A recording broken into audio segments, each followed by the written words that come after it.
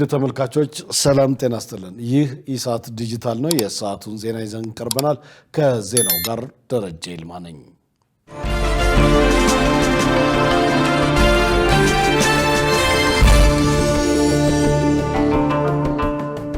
ኢትዮጵያ የሰው ሰራሽ አስተውሎት AI ዩኒቨርሲቲ ልትገነባ ነው ተባለ።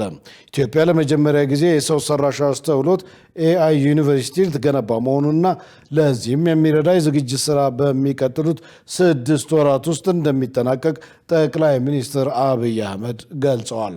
ጠቅላይ ሚኒስትሩ ይህን ያሉት የአዲስ አበባ ዩኒቨርሲቲ 75ኛ ዓመት የምስረታ በዓል የምሁራን ሚና ለሀገር ብልጽግና በሚል መሪ ሐሳብ በተካሄደው ውይይት ወቅት ነው። አሁን ላይ በዓለማችን አንድ የሰው ሰራሽ አስተውሎት ዩኒቨርሲቲ ብቻ የሚገኝ ሲሆን በኢትዮጵያ የሚገነባው ደግሞ የዓለማችን ሁለተኛው ይሆናል ብለዋል። ዩኒቨርሲቲው በቁጥር ጥቂት ነገር ግን ከፍተኛ ብቃት ያላቸውን 1000 ተመራቂዎች ለማፍራት ያለመ መሆኑን ጠቅላይ ሚኒስትሩ አስረድተዋል። ለሁሉም የአፍሪካ ሀገራት የ100 ተማሪዎች ኮታ በመስጠት ከእያንዳንዱ ሀገር 2 ተማሪዎች በዩኒቨርሲቲው እንዲሰለጥኑ ይደረጋል ብለዋል። ከኢትዮጵያ ደግሞ 2% ተማሪዎች በከፍተኛ ውድድር ተመርጠው ይገባሉ። በዚህም በቴክኖሎጂው ዘርፍ ተግባራዊ ዕውቀት ያለው የሰው ኃይል ለመፍጠር በትኩረት እንደሚሰራ ጠቅላይ ሚኒስትሩ በዝርዝር አመልክተዋል። የግንባታው መጀመር ኢትዮጵያ በዘመናዊ የቴክኖሎጂ ምህዳር ውስጥ ያላትን ሚና ከፍ የሚያደርግ መሆኑም በዕለቱ ተገልጿል። ዘገባው የኢፒድ ነው። በኢትዮጵያ የሕፃናትን ጥቃት ለመከላከል ፖሊሲዎችን በአግባቡ መተግበር እንደሚገባ ተጠቆመ። ሕፃናት በራሳቸው ጉዳይ ላይ ተሳትፎ ሲያደርጉ ለማሟያ ብቻ ሳይሆን ሀሳባቸው የሚወከልበት መንገድ እንዲኖር እድል ሊሰጣቸው እንደሚገባ የዘርፉ ባለሙያ ገልጸዋል። መሳይ ገዛኸኝ። የኢትዮጵያ ሰብአዊ መብቶች ኮሚሽን ከወራት በፊት ህፃናትን በሚመለከቱ ጉዳዮች ትክክለኛ የህፃናት ተሳትፎ ተገቢ ውክልና እንደሌለ፣ መብቶቻቸው በሌሎች የሚወሰኑና የሚደነገጉ በመሆኑ ተሳትፏቸውና ተደማጭነታቸው ከጊዜ ወደ ጊዜ ከመሻሻል ይልቅ አጣብቂኝ ውስጥ መግባቱን ገልጿል። ኢትዮጵያ እንደ ሀገር የተቀበለቻቸው ዓለም አቀፍ የህፃናት መብቶችና ድንጋጌዎች ቢኖሩም አስፈጻሚ አካላት በቂ ትኩረት ባለመስጠታቸው ደካማ አፈጻጸም እንደሚስተዋልም በዘርፉ የሚሰሩ አካላት ይገልጻሉ። በሀገሪቱ በስፋት እየተስተዋለ ያለውን የህፃናት ጥቃት ለመከላከል በመንግስት ደረጃ የሚሰሩ ስራዎች እንዳሉ ሆነው በቂ ስላልሆነ በዘርፉ የተሰማሩ ባለድርሻ አካላት ተሳትፎ ያደርጋሉ። ኢትዮጵያ የህፃናትን መብት ለማስጠበቅ የተቀበለቻቸው ዓለም አቀፍ ድንጋጌዎች እንዲሁም ፖሊሲዎች እንዳሏት የሚገልጹት የህፃናት መብት ተሟጋችና ከፍተኛ አማካሪ ኢክራም ሲራጅ የህፃናትን ጥቃት ለመከላከል የሚወጡትን ፖሊሲዎች ማጽደቅ ብቻ ሳይሆን በአግባቡ መተግበራቸውን መከታተል ይገባል ይላሉ። ከሚኒስትሮችም ሊሆን ይችላል ወይም ስቴክሆልደርስ ከምንላቸው ሰዎች ፖሊሲ ብቻ ማውጣት በቂ አይደለም። አክሽን ያስፈልገናል፣ ስራ መስራት ያስፈልገናል እና በሚሰሩበት ስራ ደግሞ ህፃናት እንደ ዲኮሬሽን ወይ እንደ ሲምቦል ለመግባት ሳይሆን በይበልጥ ደግሞ ስራውን እንዲሰሩ ሞኒተር ሲደረግ፣ ኢቫሉዌት ሲደረግ፣ ዲዛይን ሲደረግ መካተት አለብን ብዬ አስባለሁ እና ጥምረትም ያስፈልገናል ከመንግስትም ጋር ከመንግስታዊ ካልሆኑ ድርጅቶች ጋር ኢንክሉዲንግ ደግሞ ህፃናቱና ተጠቂ ማህበረሰቡን ማለት ነው። ኮሚኒቲ ጥቃት የሚያደርሱ ሰዎች ከራሳችን ከማህበረሰቡ ነው የወጣ ነውና እነዚህ ሰዎችን መከታተል ኮሚኒቲ እርስ በርስ መተዋወቅን ያስፈልጋል ብዬ አስባለሁና አንድ ሰው ጥቃት ሲያደርስ ደግሞ ማጋለጥን ፍትህ ደግሞ እንዲያገኙ ማድረግን ከማህበረሰቡ ይጠበቃል ማለት ነው። ምክንያቱም ምንም አይነት ፖሊሲ ምንም አይነት ህግ ቢወጣ በኋላ የሚተገበረው ህብረተሰቡ ላይ ነው። በዓለም አቀፍ ደረጃ እንደሚንቀሳቀስ የመብት ተሟጋች ምን ሰራችሁ ስንል ላቀረብንላቸው ጥያቄ አማካሪዋ የሚከተለውን ምላሽ ሰጥተዋል። በቅርቡ ሀገራችን የፈረመችው ኢጋቻይልድ ፖሊሲ አለ። ኢጋቻይልድ ፖሊሲ ኢስት አፍሪካን ሀገራት የራሳቸውን የቻለ የህፃናት መብት ፖሊሲ ሰርተው ነበር። እዛ መብት ፖሊሲው ላይ ጀስት ተካተናል ብቻ ሳይሆን ፖሊሲ ሲሰራ ቁጭ ብለን አብረን ሰርተናል። እንዴት መሆን እንዳለበት ራሱ እኛንን ፍሬሙን ያወጣ ነውና በዛ ፍሬም መሰረት ያ ፖሊሲ ተሰርቷል። እኔ በበኩሌ ይሄ ፖሊሲ ህፃናት ራሳቸው የሰሩት ፖሊሲ ነው ማለት ነው። ስለዚህ አንዱ ኢጋቻይልድ ፖሊሲ ነው። በቅርቡ ፍትህ ሚኒስቴር የህፃናትን ይሄ የቀለብ አወሳሰን ሲሰራ እዛ ላይም ተካታች ነበርን። የተለያዩ ስራዎችን ሰርተናል። አንዱ ዩኒሲአርሲ ራሱ ትልቅ ነው።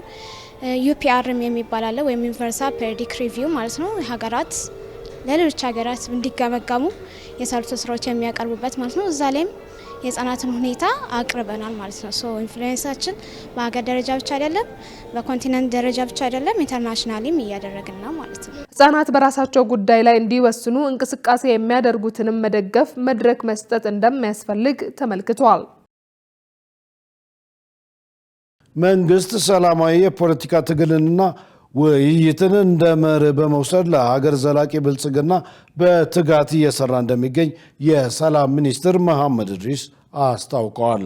ሚኒስትሩ እንደገለጹት መንግስት በሀገር ውስጥና በቀጠናው የዘላቂ ሰላም ግንባታ ውጤታማ ተግባራትን እያከናወነ ነው ብለዋል። ጠንካራ ሀገር የሚገነባው በህዝቦች አብሮነትና በመመካከር እንደሆነ መንግስት ጽኑ አቋም እንዳለውም ጠቅሰዋል። በኢትዮጵያ ለረጅም ዓመታት ስር ሰደው የቆዩትን ችግሮች በዘላቂነት ለመፍታትና በወሳኝ ሀገራዊ ጉዳዮች ብሔራዊ መግባባት ለመፍጠር ሀገራዊ ምክክር ኮሚሽን ተቋቁሞ ወደ ስራ መገባቱ የዚሁ ቁርጠኝነት ማሳያ መሆኑን ጠቁመዋል። በተጨማሪም የፖለቲካ ፍላጎታቸውን በኃይል ለማሳካት የሚሞክሩ አካላት ከስህተታቸው ተመልሰው ወደ ሰላም መንገድ እንዲመጡ መንግስት በተደጋጋሚ የሰላም ጥሪ እያቀረበ እንደሆነ ገልጸዋል። በዚህም በተለያዩ ክልሎች በርካታ የቀድሞ ታጣቂዎች የመንግስትን የሰላም ጥሪ ተቀብለው ወደ ሰላማዊ ህይወት በመመለስ ላይ እንደሚገኙ ተናግረዋል። ዘገባው የኢዜአ ነው። ውድ ተመልካቾች ከኢሳት ዲጂታል የሰዓቱ ዜና ወደ እናንተ መድረሱን እንደቀጠለ ነው። አሁን ደግሞ ወደ ውጭ ዘገባ አልፋለሁ። ግሪንላንድ፣ ኩባና ኮሎምቢያ ቀጣይ የቬንዙዌላ ዕጣ ሊደርሳቸው እንደሚችል ተጠቆመ። በሌላ በኩል ማንኛውም ሀገር ዓለም አቀፍ ፖሊስነት ሚና የለውም ሲሉ የቻይናው የውጭ ጉዳይ ሚኒስትር ተናግረዋል። ሸሪፍ ኢማም አሜሪካ በቬንዙዌላ ላይ ወታደራዊ ኦፕሬሽን ማካሄዷን ተከትሎ ፕሬዚደንት ዶናልድ ትራምፕ ሁለት የዴንማርክ ግዛት የሆነችውን ግሪንላንድን ለመውሰድ ያላቸውን ሐሳብ እንደገና አንስተዋል። ይህንን የሚያደርጉት ደግሞ ለአሜሪካ ደህንነት ሲባል መሆኑን ነው ብለዋል። ዓለም አቀፍ የኮኪን ሽያጭ ታካሄዳለች በሚል ወታደራዊ እርምጃ በኮሎምቢያ ላይ ይወሰዳል ሲሉም አስፈራርተዋል። አንድ የአሜሪካ ዲፕሎማት እንዳስታወቁት በኩባ የሚገኘው ከኮሚኒስት መንግስት ችግር ውስጥ ነው ብለዋል። የቬንዙዌላውን ፕሬዚደንት ኒኮላስ ማዱሮን ከሀገራቸው ካስወጡ በኋላ ትራምፕና የውጭ ጉዳይ ሚኒስትሩ ማርኮ ሩቢዮ አስረግጠው እንደተናገሩት የአሜሪካ አስተዳደር በምዕራቡ የዓለም ክፍል የመስፋፋት እርምጃ ይወስዳል።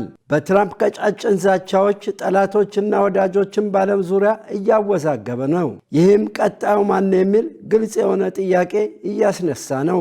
ትራምፕ ከፍሎሪዳ ቤታቸው ወደ ዋሽንግተን ሲመለሱ ለሪፖርተሮች እንደነገሩት አሁን ስትራቴጂ ነው። ግሪንላንድ በሁሉም ቦታ በሩሲያ በቻይና መርከቦች ተሸፍናለች። እኛ ደግሞ ከብሔራዊ ደህንነት አንጻር ግሪንላንድን እንፈልጋታለን። ይህንን ዴንማርክ ማስቀረት አይቻላትም ብለዋል። በሌላ በኩል የቻይና ውጭ ጉዳይ ሚኒስትር ዋንግ ዩ እሁድ በቬንዙዌላ ስላለ ሁኔታ ሲናገሩ ቻይና ሁልጊዜም ቢሆን በአንድ ሀገር ላይ ጫና ማሳደርን፣ ማስፈራራትና ኃይል መጠቀምን አጥብቃ ትቃወማለች ብለዋል። ዋንግ ይህንን አስተያየት የሰጡት በሰባተኛ ዙር የቻይና ፓኪስታን የውጭ ጉዳይ ሚኒስትሮች ስትራቴጂያዊ ንግግር ከፓኪስታን ምክትል ጠቅላይ ሚኒስትርና የውጭ ጉዳይ ሚኒስትር መሐመድ ኢሻቅ ዳር ጋር በቤጂንግ ተገናኝተው ከተነጋገሩ በኋላ ነው። ዋንግ እንዳሉት አሁን ላይ ያለው ዓለም አቀፋዊ ሁኔታ አስቸጋሪና እርስ በርሱ የተያዘ በአንድ አካል የሚዘወር ነው። ይህም ይበልጥ አደገኛ ያደርገዋል። ሚኒስትሩ አክለውም በቬንዙዌላ ያለው ሁኔታ እንዲህ በፍጥነት መለዋወጡ የዓለም አቀፉን ማህበረሰብ ትኩረት ስቧል። ማንኛውም ሀገር የዓለም አቀፍ ፖሊስነት ሚና የለውም ወይም አንድ ሀገር ራሱን እንደ ዓለም አቀፍ ዳኛ አድርጎ እንዲቆጥር አንፈቅድም ብለዋል። ዋንግ በተጨማሪም የማንኛውም ሀገር ሉዓላዊነትና ደህንነት በዓለም አቀፍ ሕግ መሰረት ሊከበር ይገባል። ቻይና ከዓለም አቀፉ ማህበረሰብ ጋር ተባብራ ለመስራትም ዝግጁ ናት ብለዋል።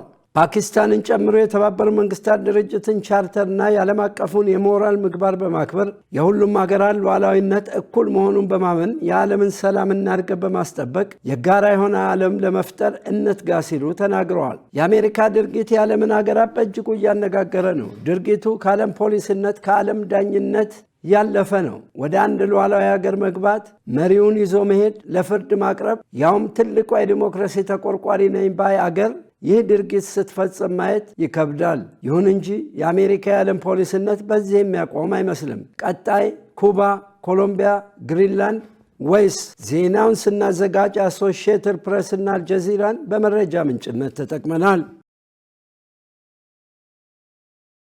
ውድ ተመልካቾች ከኢሳት ዲጂታል የሰዓቱ ዜና እስካሁን ነበር። ከዜናው ጋር ደረጀ ይልማ አብሬያችሁ ቆይቻለሁ። ከቀሪ የኢሳት ዝግጅቶች ጋር ሰናይ ጊዜ